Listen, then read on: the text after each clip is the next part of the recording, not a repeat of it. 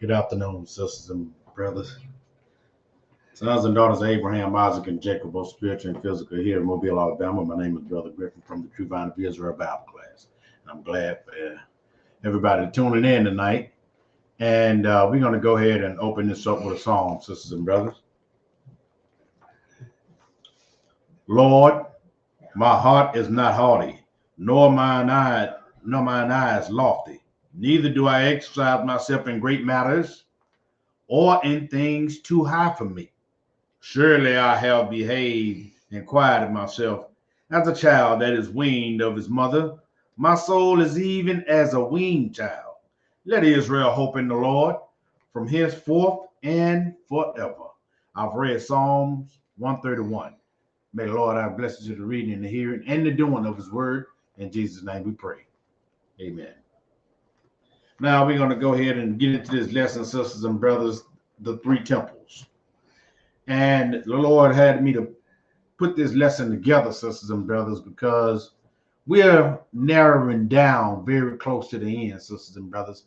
And when I say that, I am talking about we are narrowing it down to the end time, sisters and brothers, even to the point to where they are building the third temple.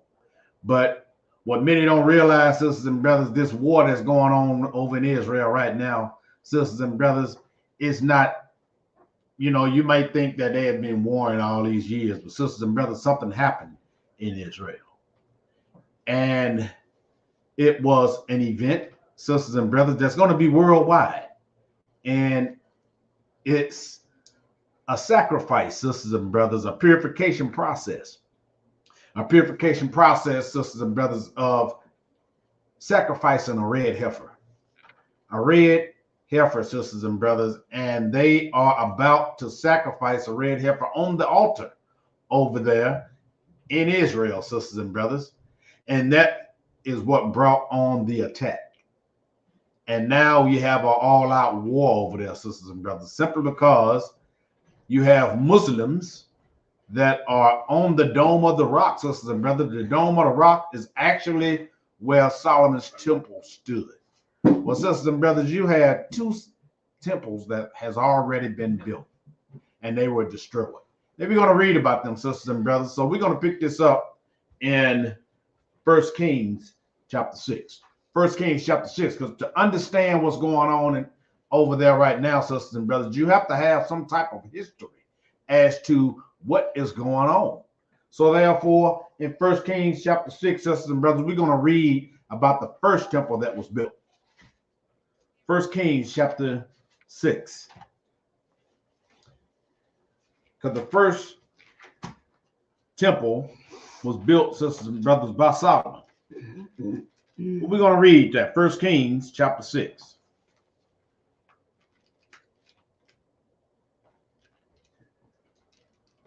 Because you see it all over the news, and you might get bored with it, sisters and brothers. It's on the news so much. But this is actual prophecy, sisters and brothers, that you need to be paying attention to. 1 Kings chapter 6, and we're going to pick this up at verse 1. 1 Kings chapter 6, and we're going to pick this up at verse 1. All right, go ahead. And it came to pass in the 480th year, after the children of Israel were come out of the land of Egypt, in the 4th year of Solomon's reign over Israel, in the month Ziph, which is the 2nd month, that he began to build the house of the Lord. Yes, he began to build the house of the Lord, sisters and brothers. Solomon did. David couldn't do it, sisters and brothers, because he was a man of war. But he already had did the plans and everything for the house of the Lord. Therefore, he left it up to Solomon to build it, sisters and brothers. But go ahead. And the house which King Solomon built for the Lord, the length thereof was 80 cubits, and the breadth thereof 20 cubits, and the height thereof 30 cubits. And the porch before the temple of the house, 20 cubits was the length thereof according to the breadth of the house, and 10 cubits was the breadth thereof before the house. So these are the measurements, sisters and brothers, and a cubit is nothing more than a little bit over a foot. But all the details of the temple, sisters and brothers, are written here. But the first temple was built by Solomon, sisters and brothers, and that's what we want to get to. Let's go to 1 Kings chapter 9. 1 Kings chapter 9. And this is when Solomon finished it, because Solomon's temple, sisters and brothers, it was the most magnificent temple. I mean, all the gold everywhere, and all they're made out of cedar, and all these beautiful things, sisters and brothers. And even the Queen of Sheba could not believe what her eyes that she's seen, sisters and brothers. But this first kingdom was Solomon's, sisters and brothers. But pick this up at verse 1. 1 Kings 9. And we're going to pick this up at verse 1, and go ahead. And it came to pass, when Solomon had finished the building of the house of the Lord, and the king's house, and all Solomon's desire which he was pleased to do, that the Lord appeared to Solomon the 2nd time, as he had appeared to him at Gibeon. And the Lord said unto him, I have heard thy prayer and thy supplication that thou hast made before me. I have hallowed this house which thou hast built, to put my name there forever, and mine eyes and my heart shall be there perpetually. Go ahead. And if thou wilt walk before me, as David thy father walked, in integrity of heart and in uprightness, to do according to all that I have commanded thee, and will keep my statutes and my judgments, then I will establish the throne of thy kingdom upon Israel forever, as I promised to David thy father, saying, there shall not fail thee man upon the throne of Israel. So he made that promise, sisters and brothers, to Solomon. He made that promise to David, that if you keep my commandments and my judgments, your throne will be established forever. There will always be a male of your lineage will be sitting on the throne. But go ahead.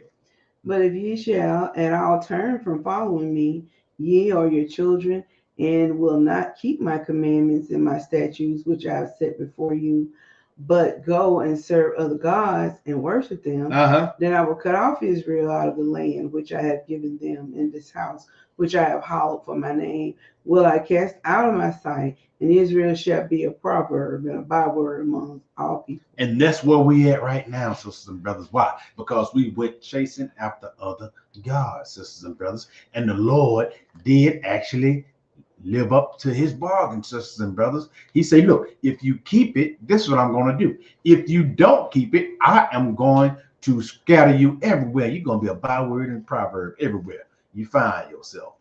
But let's go, sisters and brothers, to Jeremiah chapter 25. Jeremiah chapter 25. And see, did Israel do that? Jeremiah chapter 25. Because like I say, sisters and brothers, in order to understand prophecy, you're going to have to understand what happened in the past. Now everybody up there jumping up and down and praising God and all this and that and trying to catch the Holy Ghost and all of that. And all this stuff is unfolding right before their eyes. And guess what? Nobody is teaching them and nobody is warning them about this. Because this thing is for sure to come to pass. I'll never forget back, I think it was 2000. I know it was about 1997 or 98 around that time. But that's when they flew the first herd of red heifers over there to Jerusalem, sisters and brothers. But guess what? They were defective. They were defective. They were not perfect enough for them. But now, sisters and brothers, they are at the point where they have what they call a perfect red cow that they can go and they can purify and before they start building the third temple. But they are actually going to do it, sisters and brothers.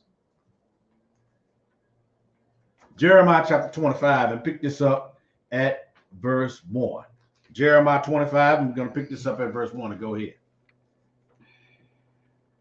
The word that came to Jeremiah concerning all the people of Judah in the 4th year of Jehoiakim, the son of Josiah, king of Judah, that was the 1st year of Nebuchadnezzar, king of Babylon, the which Jeremiah the prophet spake unto all the people of Judah and to all the inhabitants of Jerusalem, saying, from the 13th year of Josiah, the son of Amon, king of Judah, even unto this day, that is the 23 year, the word of the Lord hath come unto me, and I have spoken unto you, rising early and speaking, but have not hearkened. But you have not hearkened. 23 years I've been rising up early in the morning, coming and telling you about the things of the Lord. But guess what? You did not hear.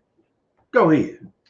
And the Lord has sent unto you all his servants, the prophets, rising early and sending them, but ye have not hearkened, nor incline your ear to hear. Go ahead. They said, turn ye again now, every one from his evil ways, and from the evil of your doing, and dwell in the land that the Lord hath given you and to your fathers forever and ever.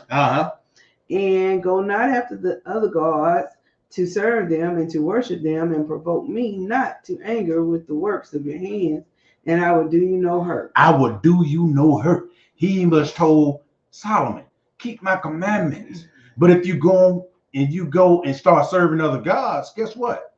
I will take you out the land and I will scatter you everywhere.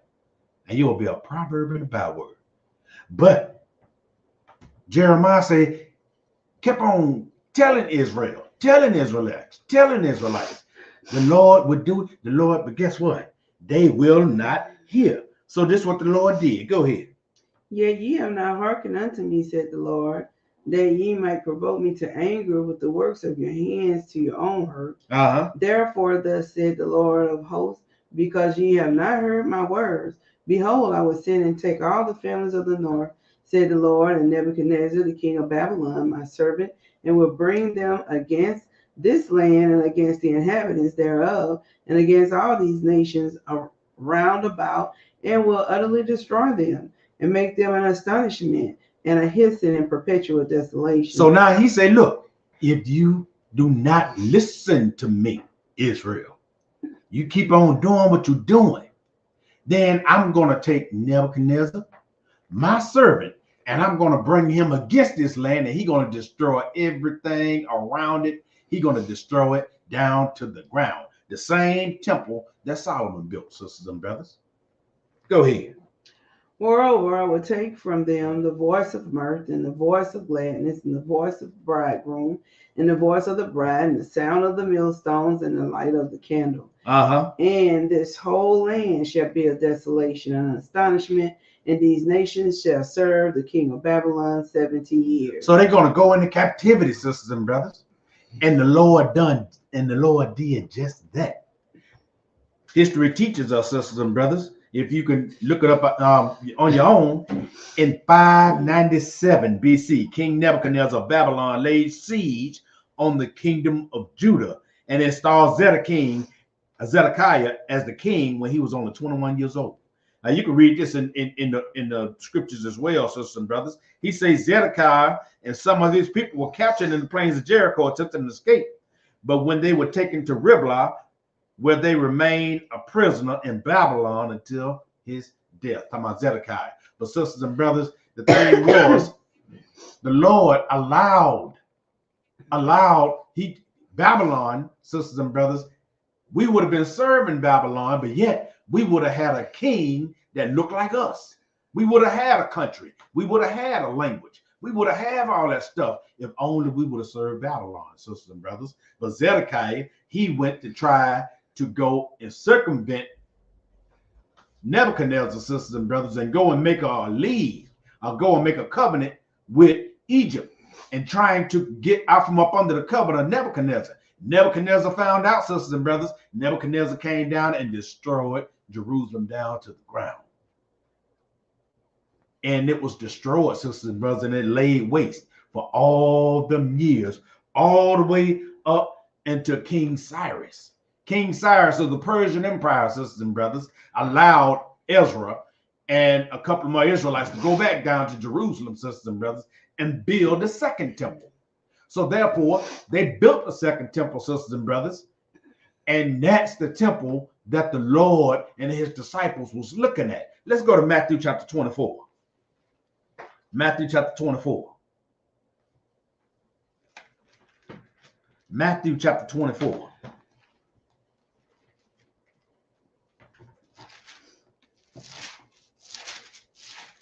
Because the Lord, sisters and brothers, he was looking at this temple. And the disciples was marveling over the temple. You know, see, the disciples wasn't around when King Solomon's temple stood.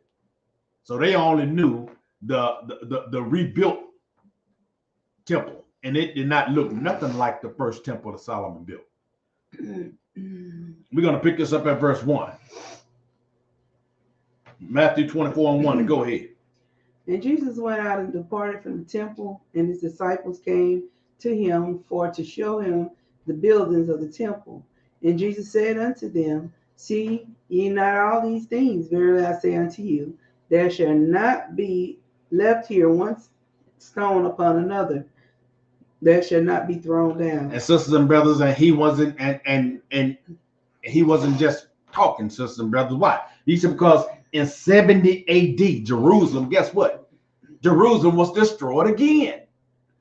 And there was no stone left on top of another. All of them, he destroyed Jerusalem down to the ground by the hand of Titus, the Romans, sisters and brothers. That's what he did. But keep going. And as he sat upon the Mount of Olives, the disciples came unto him privately, saying, Tell us, when shall these things be, and what shall be the sign of thy coming and of the end of the world? So they want to know, sisters and brothers, when all this stuff going to happen? The temple being destroyed and everything. When are you going to come back? But go ahead. And Jesus answered and said unto them, Take heed that no man deceive you. Take heed that no man deceive you. Jesus can come back at any time. You're going to heaven when you die. Don't let no man deceive you. Go ahead. For many shall come in my name, saying, I am Christ, and shall deceive many. Many is going to come and say that he rose from the dead, but they're going to say he rose from the dead on Sunday. But he did not rise from the dead on Saturday. Or some may say it don't even much matter what day it is. Sisters and brothers, I'm going to tell you. Everybody, many people will come to you saying that Jesus is the Messiah, and they're going to deceive a whole lot of people, sisters and brothers. Go ahead.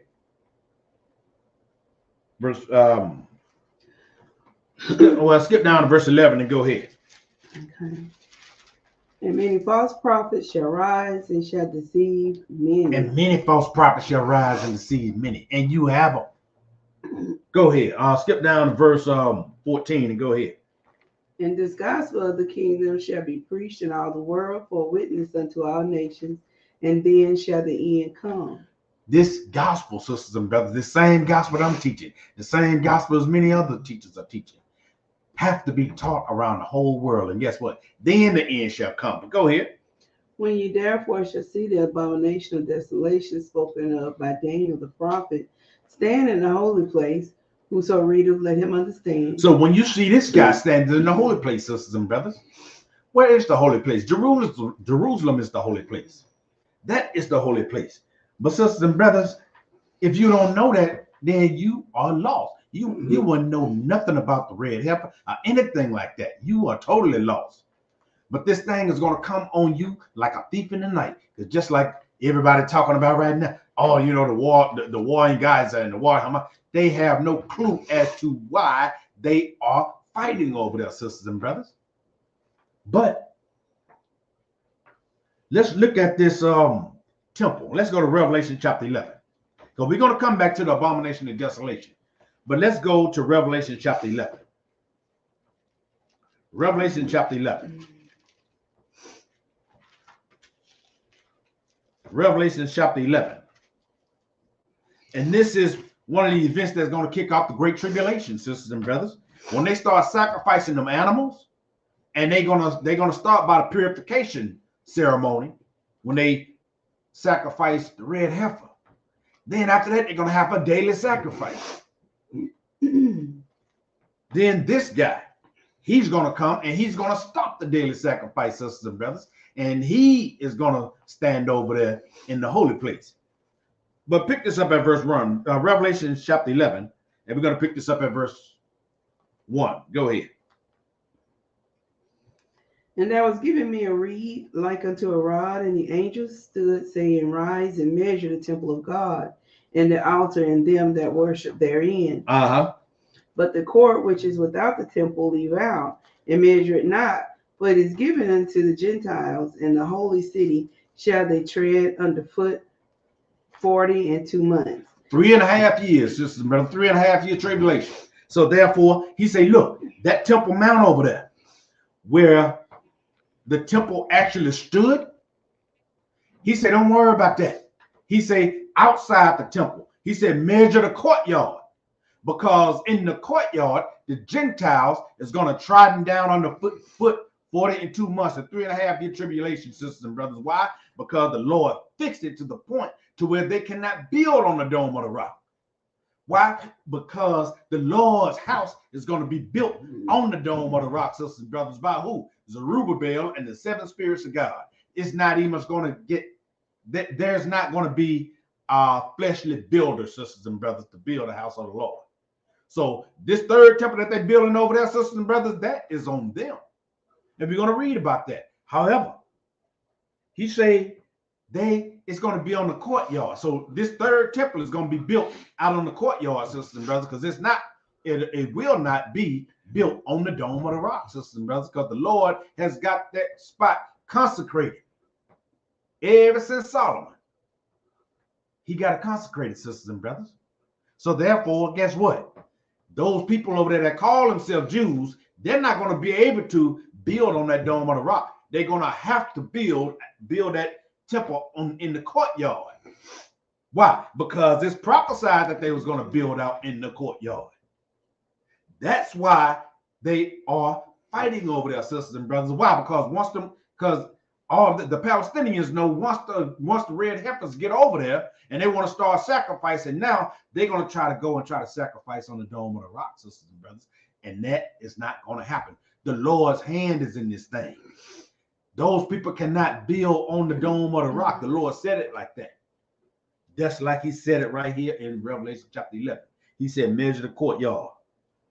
That's going to be given to the Gentiles, and they're going to tread that down for 42 months.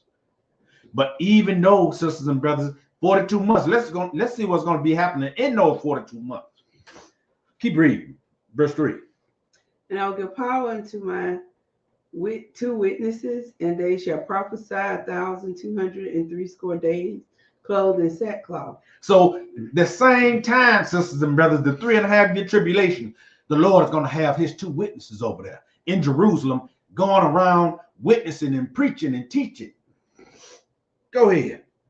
These are the 2 olive trees and the 2 candlesticks standing before the God of the earth. And that's in Zechariah chapter 4. You can read on your own time, but go ahead.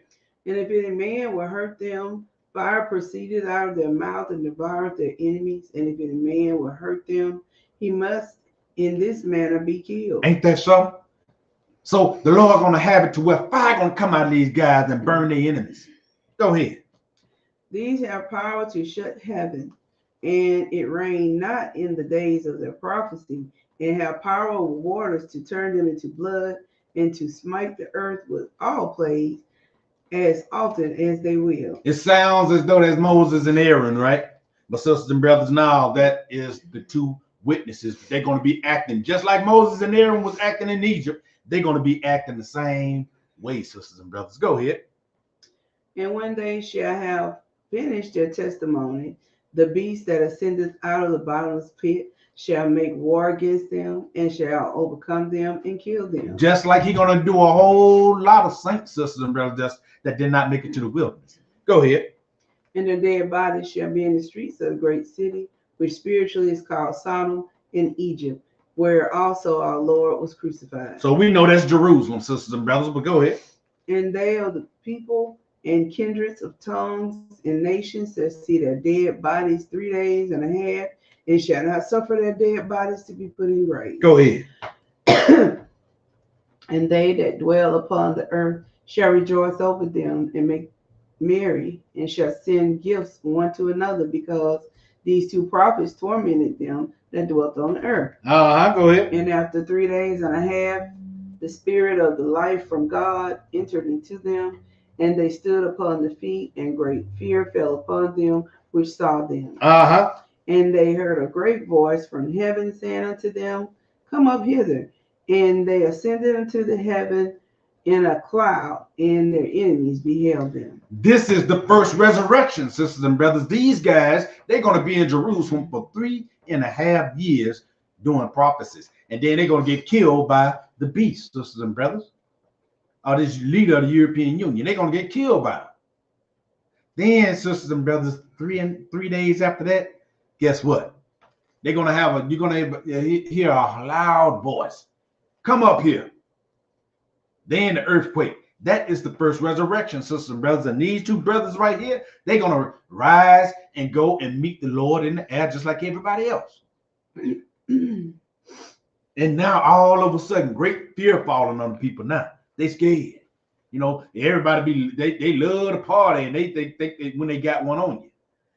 But all of a sudden, sisters and brothers, when they find out, that's why he said the tribes of the earth is going to mourn at the appearing of the Lord.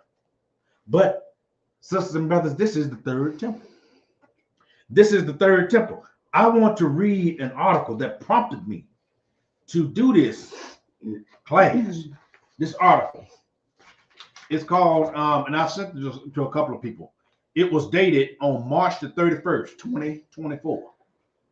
And it says, Israel has imported cows from Texas, believed by some to hold the key to fulfilling ancient biblical prophecies.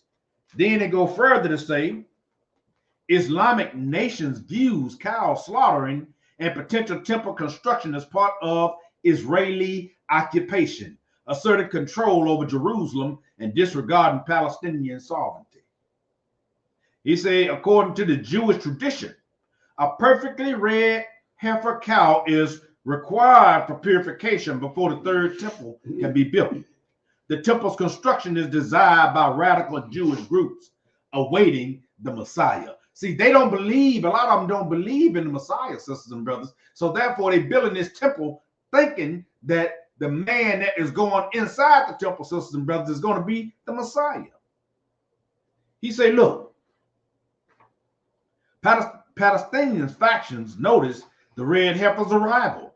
In a recent speech marked by Gaza's 100th Genocide Day, Hamas spokesperson accused Jews of bringing red cows, linking them to an ongoing conflict.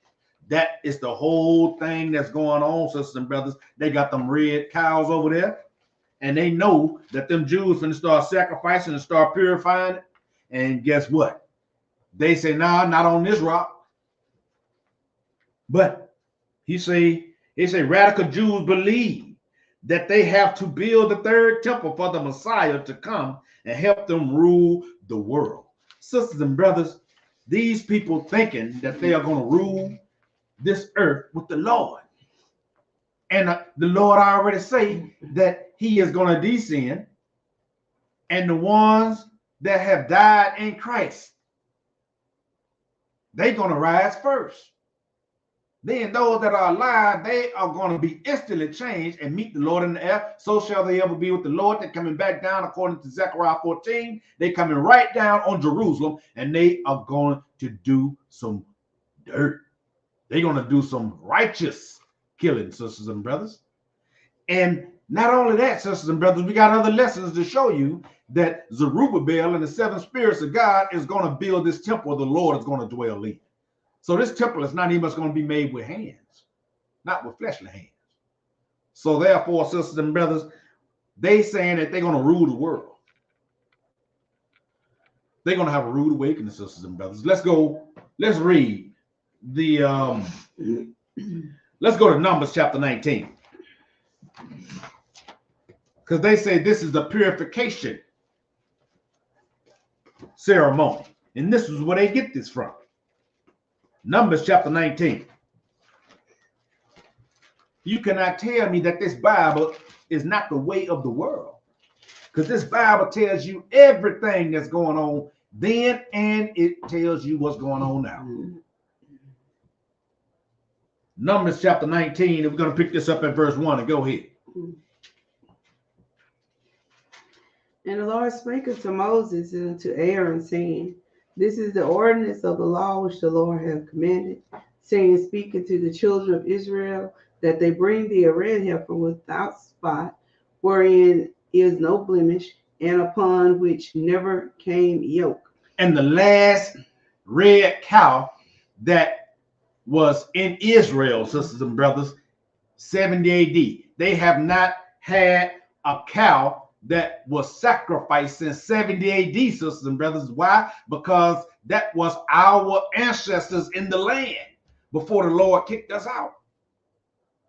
That was the last time a red heifer was ever sacrificed. But these people, sisters and brothers, first of all, you got to understand that the red heifer has to be born in Israel. It cannot be born in Texas. But anyway, keep reading. And ye shall give her unto Eleazar the priest, that he may bring her forth without the camp, and one which shall slay her before his face. And Eleazar the priest shall take of her blood with his fingers, and sprinkle of her blood directly before the tabernacle of the congregation 7 times. And one shall burn the heifer in his sight, her skin and her flesh and her blood with her dung shall he burn. And the priest shall take the cedar wood and hyssop and scarlet, and cast it into the midst of the burning of the heifer. Then the priest shall wash his clothes, and he shall bathe his flesh in water, and after he shall come into the camp, and the priest shall be unclean until the evening. And he that burneth her shall wash his clothes in water, and bathe his flesh in water, and shall be unclean until the evening. And a man that is clean shall gather up the ashes of the heifer, and lay them up without the camp in a clean place, and it shall be kept for the congregation of the children of Israel for a water of separation. It is a purification for sin. It's a purification for sin, sisters and brothers. And before they start doing the priestly office in the third temple, they have to go through this process. This is why, sisters and brothers, this thing is said,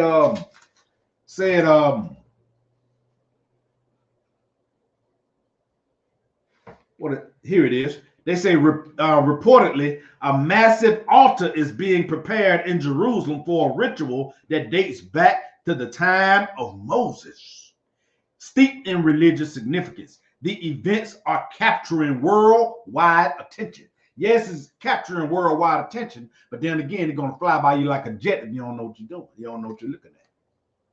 But this is going to be a big thing, sisters and brothers. They know this. We got a third temple. Now the Messiah finna come. They got a rude awakening, sisters and brothers. Let's go to Daniel chapter 11. Daniel chapter 11. This whole thing is being orchestrated, sisters and brothers. That's what I'm saying. I said it earlier. You need to have that blood over your doorpost, sisters and brothers. We coming into the season of Passover. Put this blood over your doorpost, so the Lord will pass over your sin, and the death angel will pass over you, just like he did in Egypt.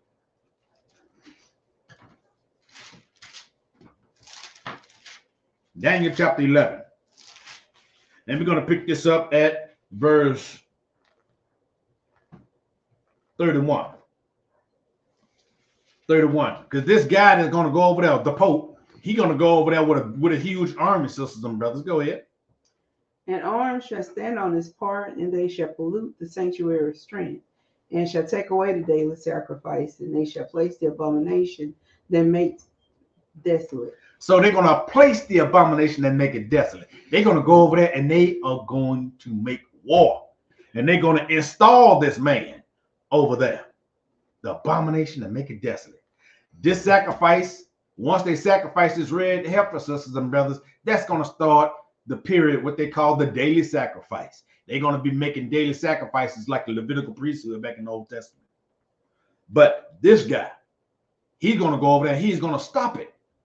And they're going to place him in this third temple that they're going to build over there. That they think that that's the Messiah. But anyway, keep reading. Go ahead. And such as do wickedly against the covenant shall he corrupt by flatteries. But the people that do know their God shall be strong and do exploits. So all the ones who saying that the law is done away with, all the ones that say that's for those Jews, all the ones that saying Jesus rose on Sunday, all the church goers, guess what? He gonna corrupt them by flattery, sisters and brothers. But the people who do know their God, they're gonna do exploits. Why? Because we already know. We were looking for you. We were waiting on for you to be installed. Why? Because that means we're gonna be even teaching harder, sisters and brothers. We're gonna be out there teaching. Go ahead. And they that instruct among the people shall instruct many. Yet they shall fall by the sword and by the flame, by captivity, by spoil, many days. Now when they shall fail, they shall be hoping with a little help, but many shall cleave to them with flattery.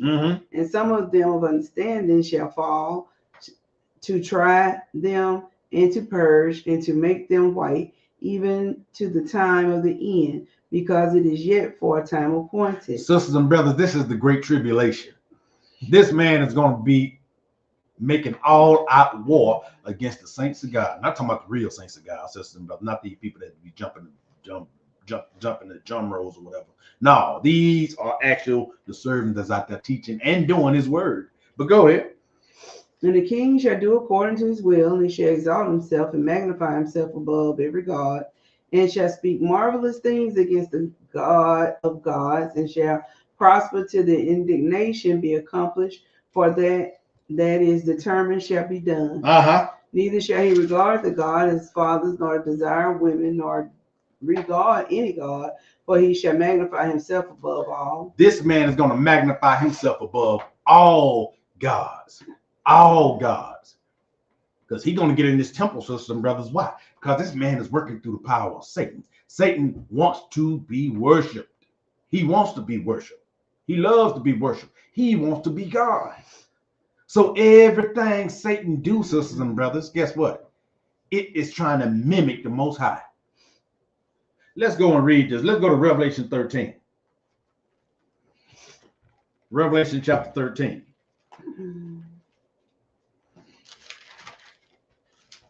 Revelation chapter 13, and we're going to pick this up at verse 1. Revelation 13 and verse 1. All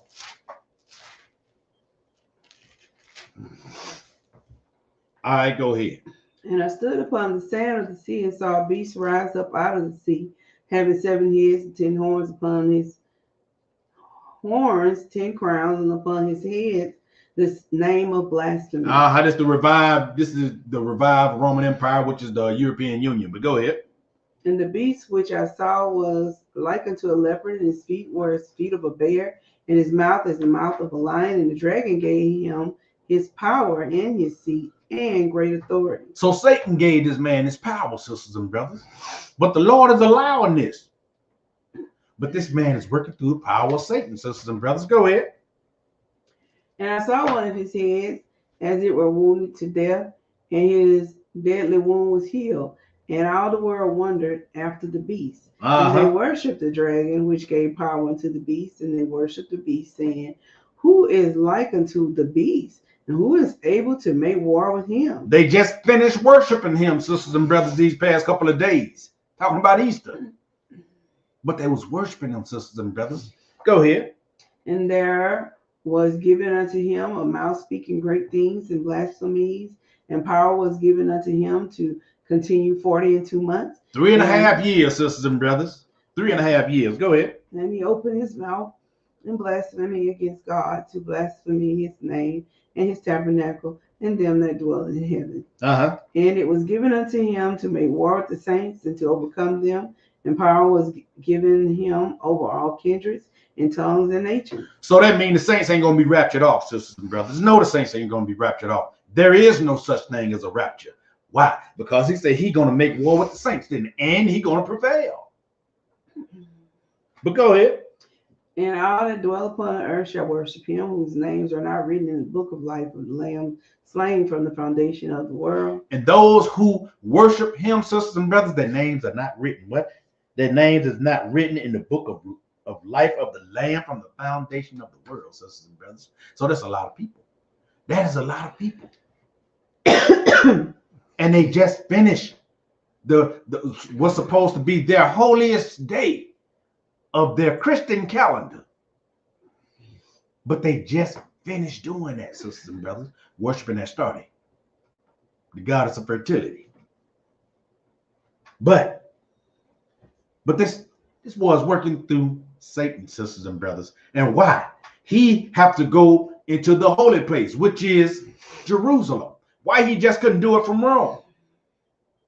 Let's find out, sisters and brothers. Let's find why that this abomination of desolation, why the Pope is going to move over to Rome and go up into this temple. Let's go to Isaiah 14. Isaiah 14. Because we just talked about unclean spirits. Unclean spirits, sisters and brothers, you're going to act out on your desires. That's how they get you. But I'm gonna show you what Satan's desire and how he is going to just go ahead and use this man to fulfill his desire. Isaiah 14. And we're going to pick this up at verse 12. How art thou fallen from heaven, O Lucifer, Go ahead. Son of the morning? How art thou cut down to the ground, which didst weaken the nation? So Lucifer, sisters and brothers, was a light bringer. He brought the message, sisters and brothers, just like Gabriel bring the message. But Gabriel took his job after he rebelled against God. But go ahead.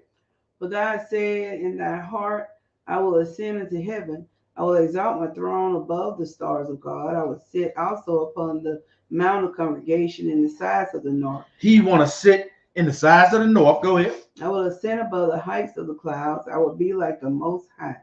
Yet thou shalt be brought down to hell, to the sides of the pit. He want to be like the Most High, sisters and brothers. He wants to be God. He is the only person that has the desire to return to heaven where he came from. So why is it that everybody is so bent on going to heaven? Why? Because it's that unclean spirit, sisters and brothers, in their mind, making them think that they are going to heaven. He wants to go to heaven because that's where he came from. But also, sisters and brothers, check out what he said. He said, I will sit also upon the mount of the congregation in the sides of the north. What is he talking about? Let's read it. What is the sides of the north? Let's go to Psalm 48. Psalm 48. And if you have understanding, sisters and brothers, you will see. You will see plainly. This stuff is unfolding in front of our eyes. We're going to pick this up at verse 1. Psalm 48. And we're going to pick this up at verse 1 and go ahead. Great is the Lord, and greatly to be praised in the city of our God, in the mountain of his holiness. In the mountain of his holiness. Go ahead. Beautiful for situation, the joy of the whole earth is Mount Zion on the sides of the north, the city of the great king. On the sides of the north, the city of the great king. What is the city of the great king, sisters and brothers? It is Jerusalem. So Satan, even Satan knows that the Lord's throne is in Jerusalem, sisters and brothers. Why is it that you don't know it? Satan know it. Why? Because he wants to sit on the sides of want to sit in Jerusalem. That's why the abomination of desolation going over there in that temple call himself God. Why? He can only declare himself God, sister, but he already doing it now. But he'll really do it when he go over there with on the sides of the north, which is Jerusalem. That's what Satan wants to do. But he don't understand, sisters and brothers. He's not going to be sitting where the Dome of the Rock is. Palestinians ain't going to allow that. But he is going to be sitting in the courtyard, sisters and brothers, where the Lord, the little spot the Lord gave him to sit. And he can't sit nowhere else. Let's keep going. Let's go to 2 Thessalonians chapter 2. 2 Thessalonians. And I mean, this thing is unfolding in front of our eyes. And nobody is paying attention to it. I mean, it's a sad thing that you know, and you can show people through scriptures, through history, through prophecy. You can read it, and people will look you right in the eye and say, well, I'm satisfied at the church I'm going to, and I love my pastor.